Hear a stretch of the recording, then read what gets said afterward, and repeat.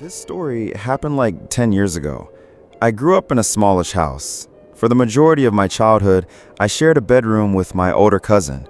Two twin beds on opposite sides of the room, two dressers, and two closets. We didn't even have enough room for a desk. It wasn't cramped, but it wasn't exactly comfortable either. So when my cousin went away to college, I immediately moved his bed out of the room and commandeered the space, so to speak. With his permission, of course. I was finally at the age where a bedroom desk was a necessity, so it was nice not having to do homework in the basement or upstairs in my uncle's office. That arrangement worked seamlessly for the 2 years before I myself went off to college, at which point I wasn't living at home anymore, so it didn't matter. After graduating, my cousin got a city job in our hometown area, so we ended up moving back into my parents' house. And the first thing he does, you guessed it, resees our bedroom that I had spent months of expended effort redesigning. I was a little irritated at first, but my parents contextualized it by saying I had basically done the same thing to him, so it was only fair. I couldn't argue with that, so I just accepted it. By the time I graduated, I had also found a city job, so I opted to move back into my parents' house, just like my cousin had. Unfortunately, I didn't have a room anymore, so I'd have to make other arrangements. The only other unused room in the house was our upstairs guest bedroom, so even though it was half the size of my old room, it would have to do the trick. The guest room was right next to my uncle's office, which was the only other room on that floor. It was also directly above the garage, which meant every time someone clicked the garage door button, the whole floor would vibrate for the full 10 seconds it took the door to open. The room kind of overhangs the house slightly since it's on the corner, so there were two windows on intersecting walls, one overlooking the driveway and one overlooking one of the sides of the house. It wasn't ideal, but it was private and quiet most of the time.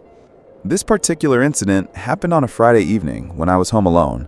My cousin was in Chicago for some work-related conference, and my parents were spending the night at our family lake cabin like they did most summer weekends.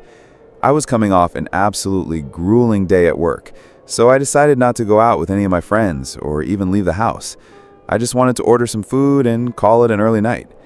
It was around 11:30, and I was lying in bed reading a book, trying to unwind from the day. The house was completely quiet, which was kind of nice since it's usually pretty chaotic when everyone's home. That's when I heard the unmistakable sound of the garage door starting to rise, followed by that all too familiar vibrating of the floor that I'd gotten used to over the past few months. It took a few seconds for it to really hit me. None of my family members should have been home. My parents had specifically said that they were staying at the lake cabin until Sunday night, and my cousin wasn't supposed to be back until Saturday afternoon. It took several seconds for that realization to fully sink in, but when it did, my heart started racing. I immediately jumped out of bed and looked out the window toward the driveway, but it was too dark to make out anything clearly. I could see that the garage door was open, but I couldn't tell if there was a car inside or who might have opened it. Without another thought, I rummaged through the closet until I found one of the baseball bats my parents had thrown in there from my younger days. As I was quietly walking down the stairs, I tried convincing myself that there was a logical explanation for the garage door opening. Maybe my parents had forgotten something and driven back. Maybe my cousin's plans changed. Hell, maybe the door had glitched and opened on its own. When I got to the bottom of the stairs, right before turning the corner toward the main part of the house, I could hear faint voices. The voices were definitely coming from the other side of the house, where all the bedrooms were. They were too quiet for me to make out what they were saying, but I could tell that there were at least two people talking. That's when I knew for certain that someone had broken into our house. I pulled out my phone and dialed 911, whispering my address and telling the operator that my house was currently being burglarized. I left the call live and put the phone back in my pocket like they tell you to. The operator told me to stay put and not to announce my presence, but I felt this overwhelming urge to defend my house. It was like I was being compelled by some invisible force to do something rather than just hide and wait. So, against the operator's instruction, I decided that's exactly what I was going to do. I crept down the hallway toward the voices, clutching the baseball bat as tightly as I could. As I got closer to my parents' bedroom, I could hear the sounds of drawers being opened and things being moved around. They were clearly searching for something valuable. I took a deep breath, knowing that what I was about to do was probably stupid, but unable to stop myself. I started yelling as loudly as I could to catch them off guard, then charged into the room with the baseball bat raised above my head. There were two men rummaging through my mother's closet, and they both yelled out in shock when I burst through the door. I could tell they hadn't expected anyone to be home, let alone someone willing to fight back. That gave me confidence, despite the fact that I was outnumbered and they could have easily had weapons of their own. I swung the bat at the closer of the two men, connecting with his leg. He cursed and hobbled a few steps before falling over. I turned to the other one, but before I could get a clean swing at him, he dropped his shoulder and tackled me before I could react. The two of us hit the ground hard, and I immediately realized that this guy was significantly larger and stronger than me. He wrestled the bat out of my hands without much effort, then got his hands around my throat and started choking me. I was fighting for my life, clawing at his hands and trying to get him off of me, when I saw the first guy crawling toward us. He had something in his hand that looked like a knife, and in that moment, I realized I'd made a grave mistake by trying to play hero, a mistake that was going to cost me my life.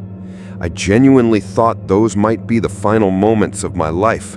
I started accepting that I was going to die in my parents' bedroom, and all I could think about was how devastated my mom would be when she found out.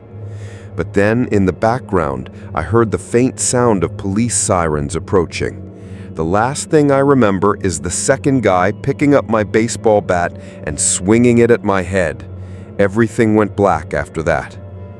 When I woke up, someone was shaking me gently. I opened my eyes to see a police officer kneeling beside me, asking if I was okay. I was dazed and confused, and it took me several seconds to remember what had happened. I looked around the room and saw that the door connecting my parents' bedroom to the backyard was wide open. The intruders had clearly knocked me out and fled through the back when they heard the sirens. The officer told me to stay put and not to move too much in case I was concussed or had other injuries. I had a raging headache, but I was conscious and coherent, which seemed like a good sign. Once the paramedics confirmed that I was okay, I refused to go to the hospital despite their recommendations. I gave the officers a detailed account of what happened. They told me they were currently searching the neighborhood for suspects, but by the time they'd arrived, the men were already long gone. After the police finished their investigation and took some photos of the scene, I called my parents and cousin to let them know what had happened. My parents yelled at me pretty harshly for being stupid enough to confront those guys, and I deserved it. Had I just done the smart thing and hid, there's a good chance the police would have been able to apprehend the perps. The men were never found, despite the police canvassing the neighborhood and following up on a few leads. My parents installed a comprehensive security system the moment they got back from the lake cabin, complete with cameras, motion sensors, lights, the whole nine. The days after the break-in, something kept bothering me about the whole situation. All the doors to my house were locked that night, and the only way to open the garage door was through a little button in my car that my dad had programmed to be a wireless switch. There was no way anyone would just stumble upon it. Whoever had broken in that night had known me or my family well enough to know where that button was. Up until that moment, I never locked my car when it was in the driveway either, so that's something the culprits would have had to know as well. Even more concerning was the timing. They somehow knew that my parents would be away for the weekend, that my cousin was out of town. I don't live in that house anymore, but my parents were never able to determine who had broken in. It was actually something that made my dad really paranoid for a long time, since he too thought that whoever had broken in was close to the family in some way. I'm not going to go as far as to say that night changed me forever or anything cliché like that, but I will say one thing. Life before and after you've accepted you're going to die are two very different things. I can still remember that feeling of thinking it was the end for me.